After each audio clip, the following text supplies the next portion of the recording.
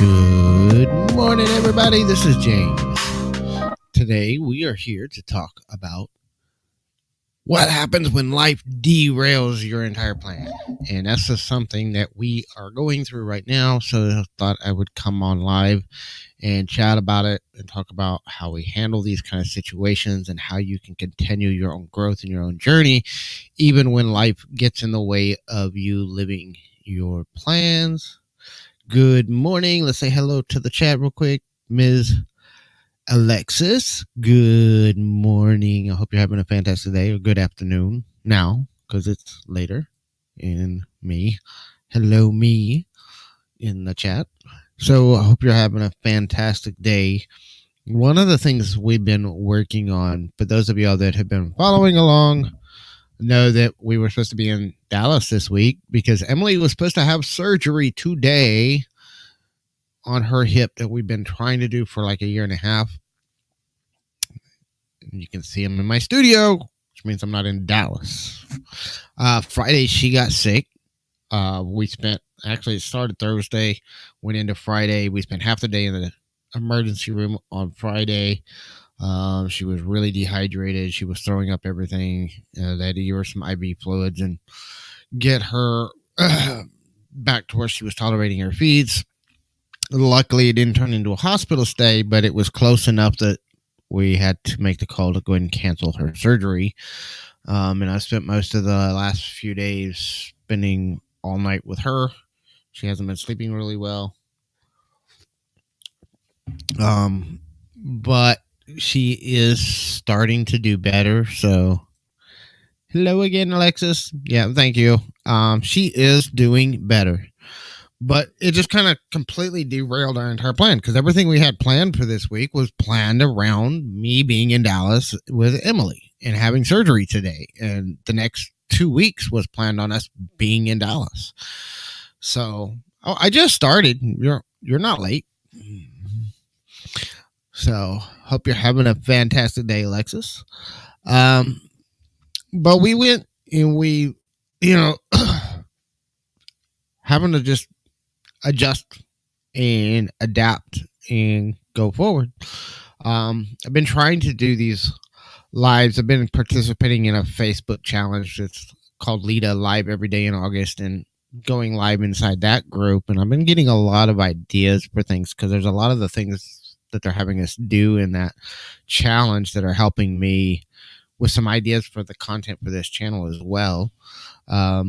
I haven't been as good at doing the lives here that I wanted to do for August, but I have been trying to keep up on the group over there. But I've also been, just dealing with the kids, dealing with the life. We finally got a new nurse for Emily, and of course now she's off because she was scheduled to be in surgery this week, so we were going to be out of town, so the nurse had another client for the week. So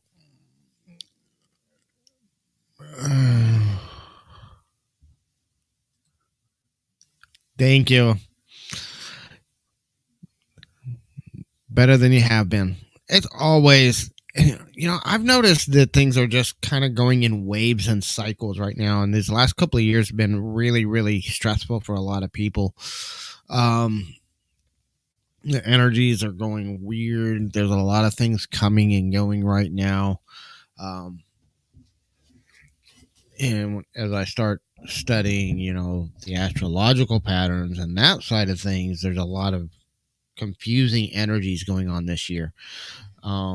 So there's a lot of ups and there's a lot of downs, and then there's ups and downs and ups and downs. And see, this is one of the things that I see happen so much is a lot of people like get into, especially, I deal with a lot of spirituality and stuff.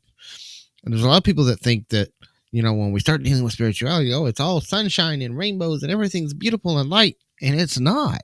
And I've done some videos on this in the past, but it's not all sunshine and rainbows. In fact, I spend as much time in these cycles of darkness and things not going the way I want them to go and not going the way I think they should go. Then more time in that than I do in these cycles of everything going right and things going well and things going the way that I want them to go. And it's just cycles that we go through. Some of it's our perception of things may be off. One of the things that I'm finding more and more in my own life is whenever things don't go my way and I get upset, or if I get, frustrated with the way life is going, a lot of it's because of my perception of the way things are going, not the way things are going. So that's just for me. For around 4 years, thinking the bound to turn around, hopefully soon. It can go in even year-long cycles. I went through really about a 7-8 year period of this really deep, dark stuff in my own life. And I'm not saying yours the last 8 years. I'm just saying I went through that myself. But a lot of it too was me being intentional about changing the situation and changing my perspective of the situation. For me, that's what kind of turned things around. When I started being more intentional about my own perceptions and started being more intentional about what I did in my own head with what other people said. I still have people around me that tell me all those things.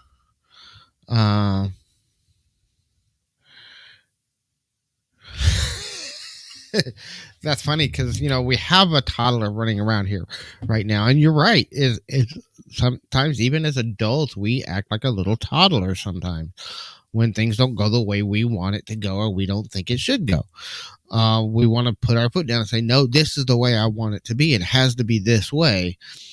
And that's just not how things work. I found for myself, this is my own experience of it, when I surrender and whenever I let go and I allow things to kind of develop on their own, and I just kind of step back and observe rather than trying to control it and just kind of going with the flow of where is it going, I find it's easier to get things done, to get through the cycles, and it's easier to have a sense of peace. My whole thing is the serenity journey. It's about how do I find peace within myself, and one of those keys to finding peace with myself is learning to accept what comes from outside of you as it is, and not try to make it to be better than it is, but not try to make it to be worse than it is either, but looking at it where it's at, physically, mentally, emotionally, spiritually.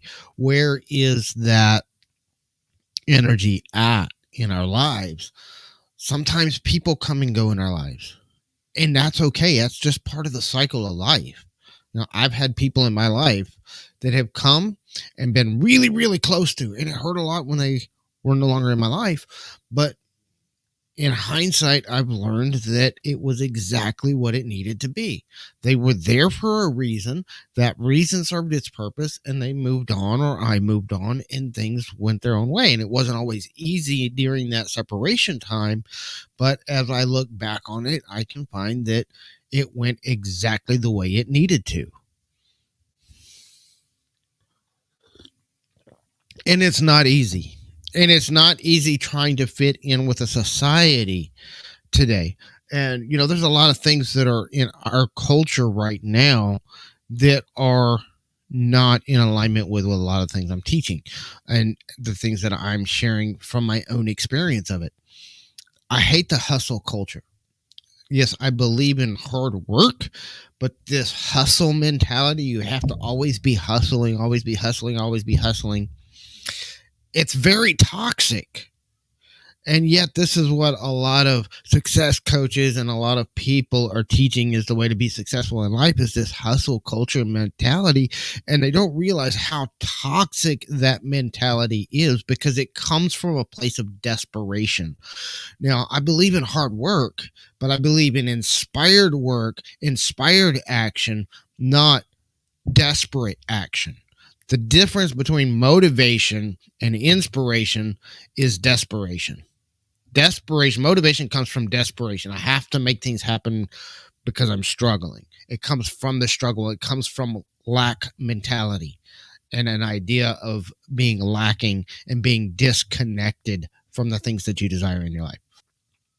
Inspiration comes from finding alignment and connection with your source, with your true power, with your energy. And inspiration will pull you through those hard times instead of pushing you. Motivation is like getting behind and pushing a cart. Inspiration is like something is grabbing you from the front and dragging you through the difficult times. There's the difference. We still have the difficult times.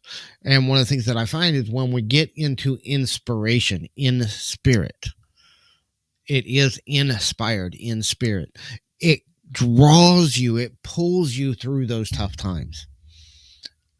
And also when you're working from desperation and that hustle mentality and that motivation and discipline mentality, which are important when you're in those lower states of energy, because that's what's going to push. You've got to kind of push yourself to move up. But as you transition, you get to a point in your own vibrational field. Again, everything, I talk about this all the time, and everything's just energy fields and vibrations of energy. And as you move into those higher vibrations of energy in your own life, you start getting pulled, and then that pull just draws you forward faster and faster and easier. But it's what we call the path of least resistance, but it's not a path of zero resistance. There is still resistance, and we still have to deal with that resistance. But there's less resistance when you're in that alignment of inspiration. And that's what I'm trying to do with my content. Like with my content, with the stuff that I do here, it's very much inspired. That's why sometimes I might go for some time and not, because I'm just not feeling that inspiration to create something, to put something out there.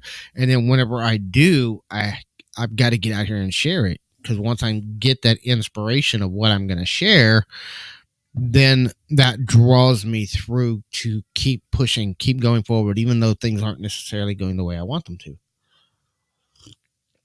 I also find that whenever I'm getting that inspiration, the reality is the creation is the most important part, not the results I get from it. See, I see so many people like in these content pills in business that it's all about the bottom line. It's all about what results are we getting out of the actions that we're taking. And if it's not giving us the results that we want, then it's not something we should be doing. But sometimes you're working from a place of inspiration, then the results don't really matter. The part that matters is the creation, the work, the doing what you do to serve others is more important than what you get out of it. And that's one of the most difficult aspects of making that transition that a lot of people fight. I fought with it a long time myself, but the more I do it and the more I surrender to that inspired action, the more things just kind of flow for me. The more things just keep getting closer to where I want it to be.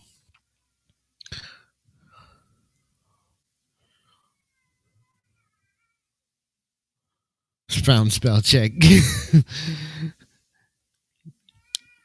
So, and that's what I'm trying to do.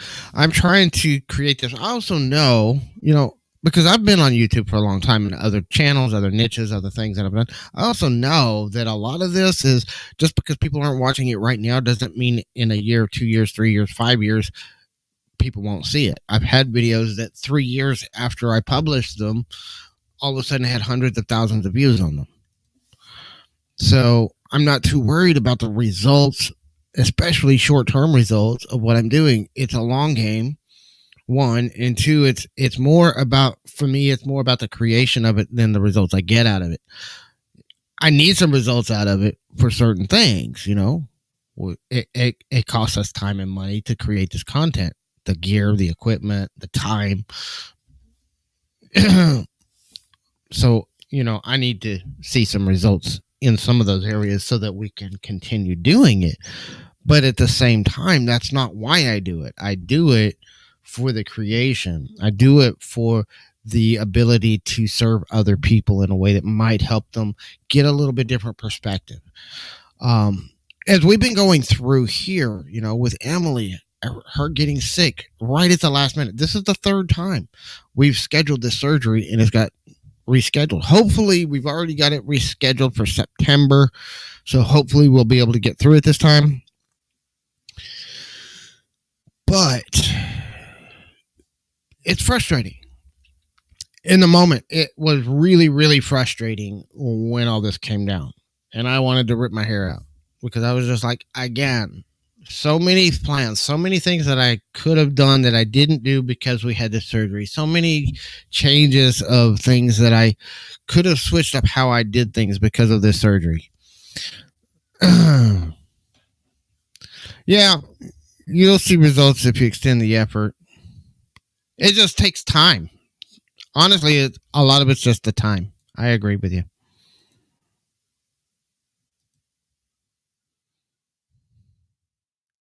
We all. Here's the other thing, and this is one of the reasons why I think it's important to have people that are people we can trust that are not in the middle of our situation.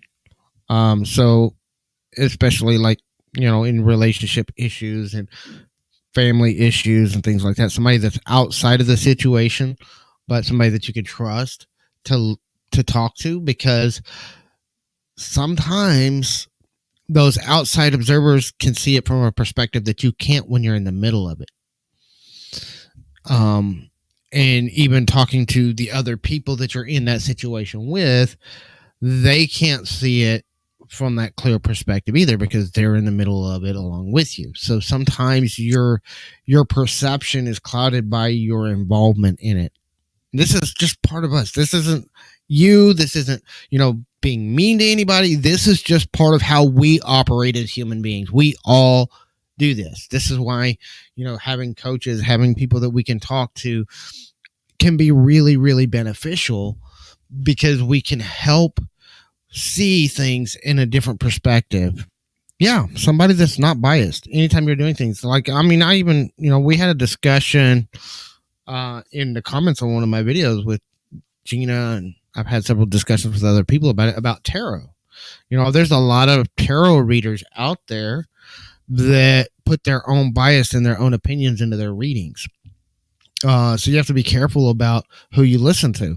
But that doesn't mean that the tarot is bad. It's just a tool that people use. It's when people put their own bias, their own opinions, their own intentions, and their own ego into that reading is when it starts getting diluted or gets distorted. And the same is true when you're looking at your own life. You kind of, it's just, you have to look at it from an unbiased perspective. One of the reasons why they suggest a lot of tarot teachers teach not to do readings for yourself, I kind of disagree with that, but that's another story. But it's the reason why they say not to do readings for yourself, because your own biases will influence your translation of the reading.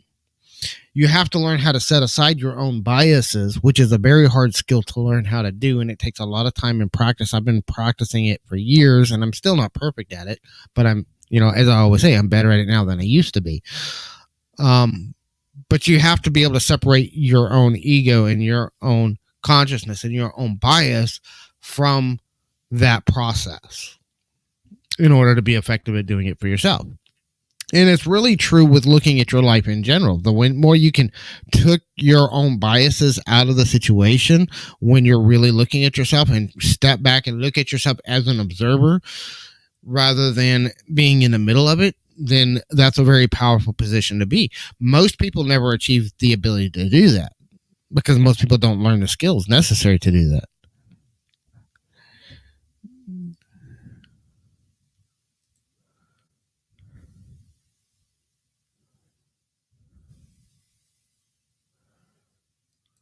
Oh, yeah, it's hard.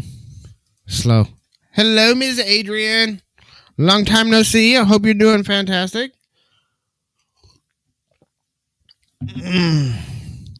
So, we are catching up. So, since you just jumped in, to let you know, Emily was supposed to have surgery today in Dallas. And, of course, I'm in my studio, which means we're not in Dallas, because Emily got sick over the weekend, or really Friday. And at the same time Emily got sick on Friday, my phone decided to crap out on me and not work. So my phone hasn't worked since Friday. So I haven't been able to do anything on my phone. First cool day in months. Shivering. up there in Oregon. Y'all have had our heat. We have not had a Texas summer yet. We've only gotten, I think our highest temperature has been like 96 or 97, which is extremely odd. It's the first summer I've ever been through in Texas that it wasn't over 100 degrees for at least half of the summer. It's been extremely cool. The weather this year has been absolutely insane for us. And y'all have had our weather up there in the Northeast or Northwest. So I feel for you because that's what we usually get like every year. But I'm glad y'all can keep it. I don't want it back. I like this nice cool weather we've been having. We've had so much rain. We've had more rain over the summer than what we normally get in the entire year. So, well, we're still hanging out. We're having a good time. We are getting better. Emily's getting better. The toddler's getting better. Jesse, he's having fun. He's decided that he likes football and baseball. And I'm the most unsports fanatic person. So, of course, I'm going to be forced to go to sports games for my kids because I love my kids. And I'll do it for them. But I hate sports, and I'm not going to be able to teach him much because I don't know how to play most of those games myself. Yeah, this year has been opposite for a lot of people, the weather. And that's kind of like the theme. Life has just not been going according to plan for a lot of people lately, you know, between the pandemics and the weird weather and everything just driving people insane and up the wall. We have to kind of get our heads around that. We have to kind of find our even keel of how we want our lives to be, and just learn how to step back, not try to control it, and allow things to kind of flow, and learn how to be proactive and kind of look ahead. But we don't want to be so attached to our plans that when life derails those plans, it doesn't completely shut us down. Because that's really, I love planning. I think planning is an important part of our lives, and strategic planning is an important part of everything we do. But don't be so attached to your plans that you cannot adapt when things don't go according to plan, because 9 times out of 10 in my experience, things don't go according to plan. And things go out of the way and throw your entire life into a loop. And then it just leads to depression and shutting down and paralysis. And then going back to the drawing board. And I've done that a lot myself in my life. It's something I've been through over and over again. And I've learned that it's much easier to just kind of step back and allow things to flow and go. Actually, well, I have some different views on ADHD than a lot of other people. And having lived with it my whole life, I think a lot of it's you have 2 different sides and kind of 2 different schools of thought of how ADHD works. And really, it's a matter of empowerment and acceptance of yourself with it. I consider myself, because I'm highly ADHD, and I consider myself highly adaptable to change. I constantly am adapting to change. But it wasn't that easy. I had to learn how to do it. I had to learn how to be adaptable. It was not an easy process, and it was something I had to be very intentional about. And it took a lot of start and stop, because with my ADHD, you know, anything that requires consistently doing over a long period of time, like, you know, a month or 2, is almost impossible for us to stay focused that long on one thing. But just got to keep trying, figure out after a few months, hey, you know what, I was in the middle of this plan and I stopped doing it, and then remind myself to get back on track and try again and try again and try again.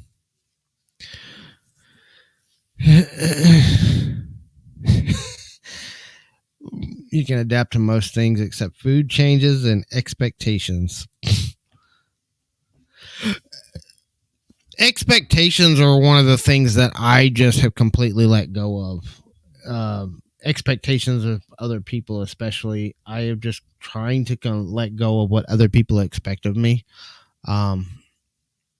Because every time I try to live my life based on other people's expectations, I always fail.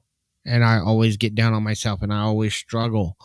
Whenever I let go of that and just find my own peace with myself and make sure I'm at peace with the decisions I'm making and the choices I'm making, when I made that one of my priorities in my life, all of a sudden, that's when things started turning around. Food expectations. Oh, what you expect food to be like or taste like. I'm adaptable to food. Yes, I eat a lot of the same things, mainly because that's what's cheap and that's what I can do. But honestly, I'm open to trying different things and having different foods prepared in different ways. But I know what you mean, and that's like, I deal with a lot of people that are like, oh, well, that's not real barbecue because it wasn't made the way that I've always made it, or those aren't real enchiladas because they weren't made the way I always make it, or whatever it is. I hear that kind of stuff all the time. It's like, just because somebody makes it differently than you do doesn't mean that theirs isn't just as real as yours is. It just means it's a different way of doing the same thing. And sometimes I like those other way of making it better. But, that's just the way things go. But, everybody's got their own way to deal with it. And we all struggle through things in our own way. So, but hope everybody's having a fantastic day.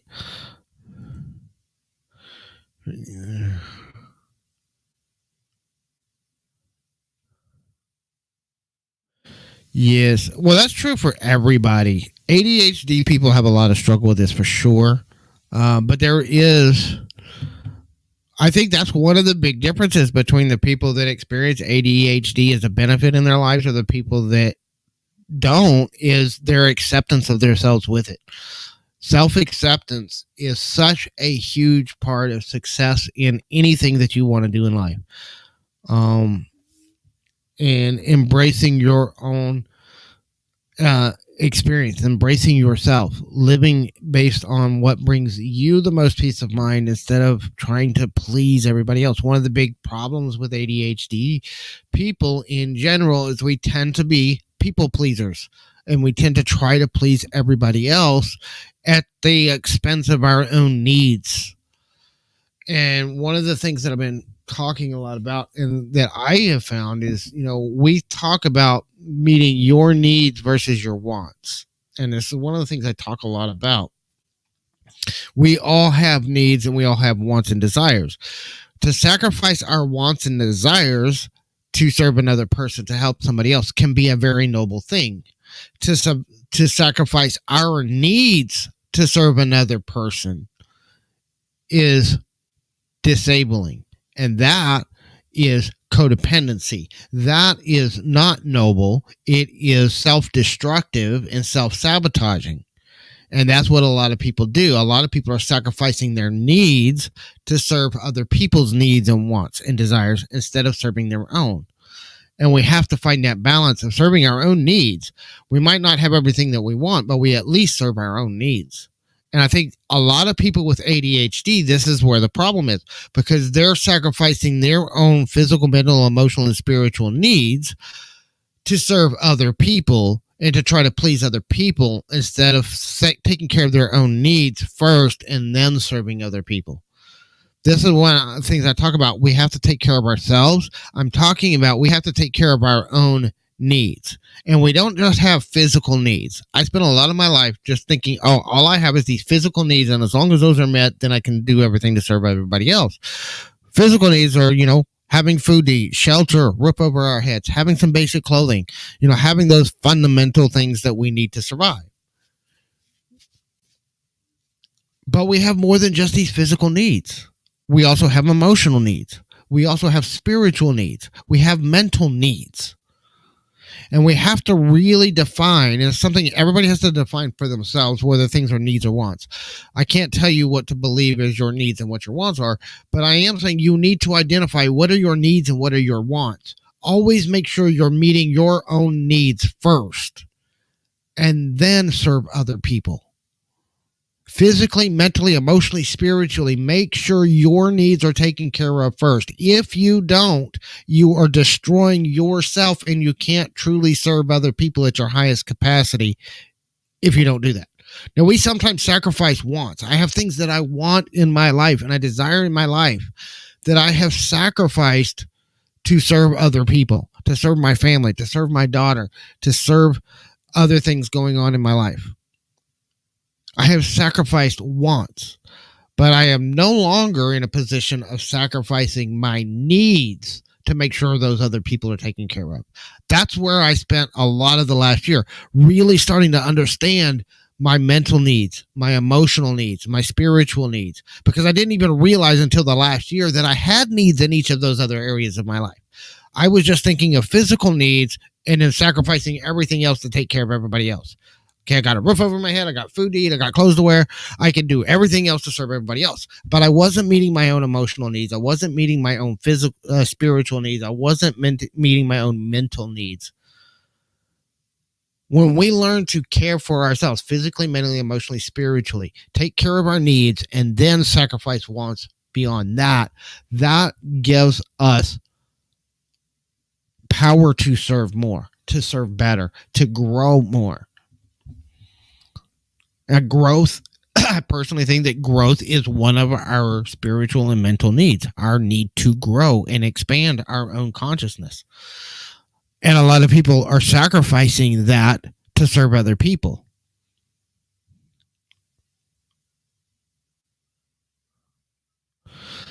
Unfortunately, we can't count on being taught in schools.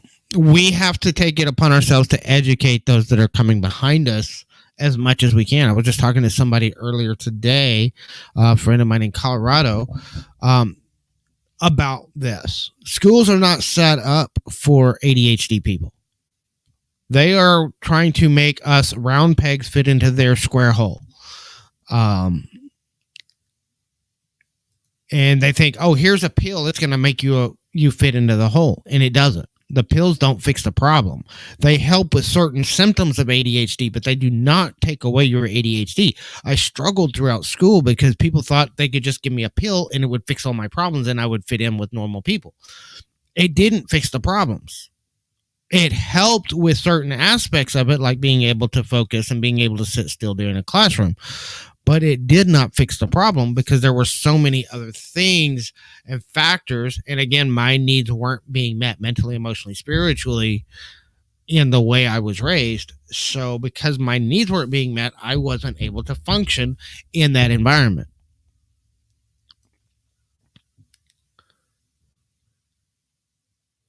I agree that we need to heal. But here's the thing, and I've said this before, that healing is not going to come by a societal regulation. We are over-regulating people, trying to tell people that they have to conform to our way of thinking. This is part of what's wrong with the world. It's a very individual thing. That's why I do this content the way I do, because it's very much an individual process. And the only way we're going to ever get real change that lasts is to help people one-on-one, one at a time, change people's awareness, change people's. Now we have mediums like this where we're on video, so more and more people can see that and find that. But it's not something that's going to happen overnight. And it's not going to happen on a mass scale. It's something that has to happen with individuals choosing to wake up to it.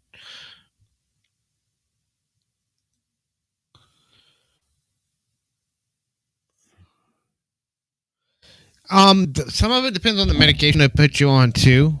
I tried different medications. They had different medications that they put me on, and this was 30 years ago, 20 years ago.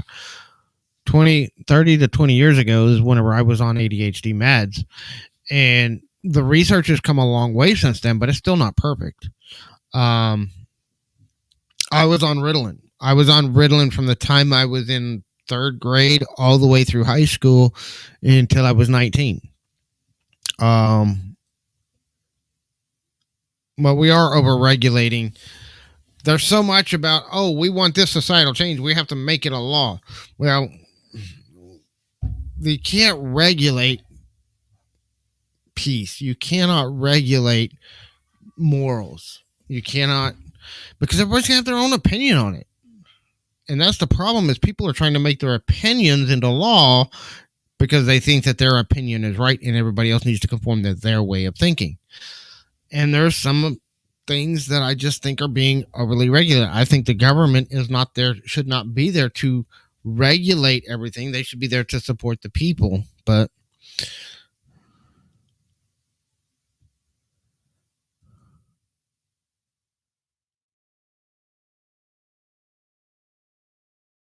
yeah, um, it does affect our politics. So I understand what you're saying. Not speaking politically, but on the astral level, I think that's the thing. Is, we're also kind of the rare minority right now.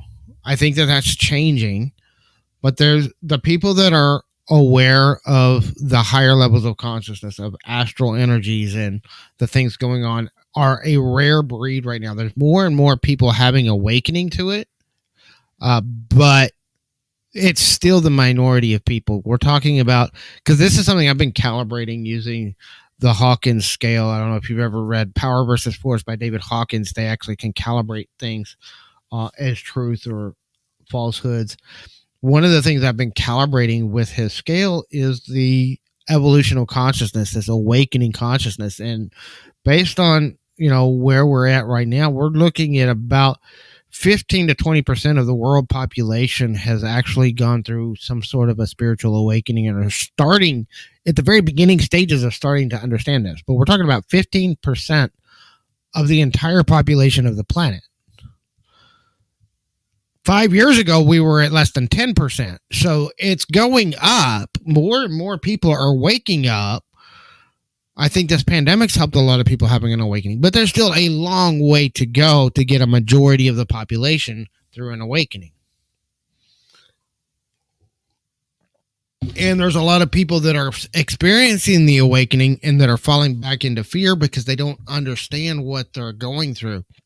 And I did this for a long time myself. I had my spiritual awakening in 2005, but it wasn't until about 2015, 16 that I started to understand what was going on. So it was over 10 years of living in this really dark place and not understanding what the hell was going on with myself and why all this was going on. It takes some people time to come aware, and there's just not been that much awareness about it spread so that more and more people understand the awakening that's going on.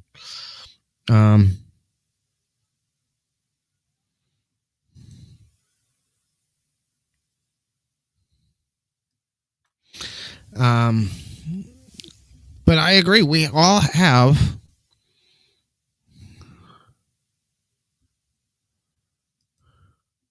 generations of preparation. It's hard to explain.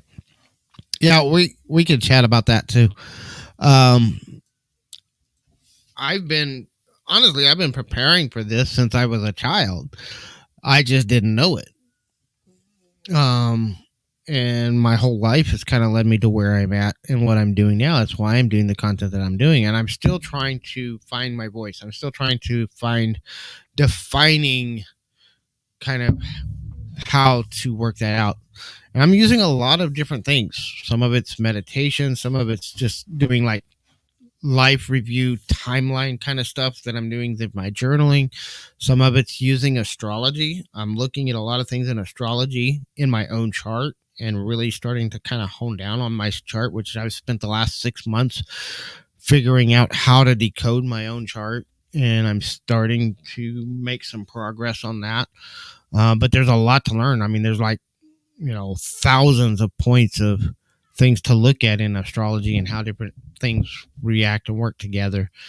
But I'm kind of getting a general profile of some of the things that have been really eye-opening for me and helping me to understand myself and my entire life, things that I've been going through my whole life that I didn't understand, that it's like kind of laid out right there. And I've always been kind of against astrology until the last year when I started studying it and really started putting my own biases against it aside and started really looking at it from an objective point of view. But life is kind of weird that way. So, but I'm finding more and more peace with myself with being able to go with the flow. You know, this week it was a little rough when we had to cancel the surgery, but I already had a feeling that it was going to happen. And I wasn't trying to call anything to it. I wasn't trying to, manifest a cancellation of the surgery or anything like that. But I just kind of had a gut feeling that I wasn't saying anything about that something was going to get in the way of the surgery. And then at first we thought it was me because, those that watched 2 weeks ago, I had an abscessed tooth and I had it removed last Monday. I'm still in a lot of pain. It's still healing, but it's a lot better now than it was. But my face was all swollen up. Go back and watch my last couple of videos. My face was like a freaking balloon. And I thought, maybe I'm going to still be healing from that and I'm not going to be able to go do the surgery. But I'm at a point now where I could have gone. We could have made it through the surgery with that. Fine. I'm just taking a lot of ibuprofen. But it's so much easier to just get into, feeling things. I'm very intuitive. I have been most of my life, but I've also spent most of my life not listening to my intuition, not trusting my intuition because other people told me I was wrong.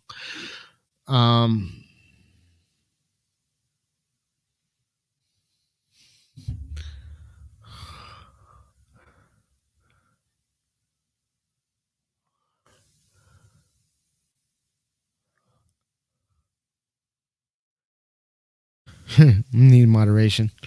Yeah, we all needed moderation at times, but sometimes I'm ungrounded and I don't live enough in the real world, as people tell me all the time. But that's okay. That's the way life goes sometimes. But I've been looking into astrology, looking at the midheaven, understanding the north node and the south node, and those aspects and how they interrelate. Understanding where my vertexes lie, and understanding. I've been diving into each one of the planetary alignments, and then I kind of got through the basics of the planets. Now I'm going through and looking and studying and learning how they interact with each other. So the conjunctions, the squares, the quincunxes and sextiles, and I'm learning all that aspect and how all of the different aspects and how they interrelate with each other. And I'm just still working on the birth chart. I hadn't even started working on progressions and transits and all that stuff yet. So there's so much to learn in it. Hard to trust our intuition when people say that it's impossible that we would know that. Many times I went through with my gut and became disappointed. Oh, I have done that so many times, and I have found that I tend to sometimes see things and then people deny it, so I question myself, and then later on find out that what I was intuitively knowing and what I knew in my gut was true, and they were just lying to me. I've had that happen time and time again in my life. So I've learned more and more to trust that gut instinct, to trust my own intuition. But then also to really step back and look at it and say, okay, this is my intuition, but is it being twisted by my own bias? Is my own ego interfering with my translation? Because the intuition will always be correct, but is your distortion of the intuition from your ego? Because your ego will always distort the intuition into something slightly different. So it'll be right, but it'll also be a little off kilter or not totally right. I hope that makes sense. That's something that I'm learning to work with. So, but it's about learning how to get my own bias, my own ego, my own head out of the way and listen to what's really going on. So this has been a fun discussion, but it is 45 minutes in, and I got to go get something to eat and get the toddler down for a nap. So I hope y'all are having a fantastic week. We'll check in later, and we'll catch y'all on the next one. Y'all have a great day.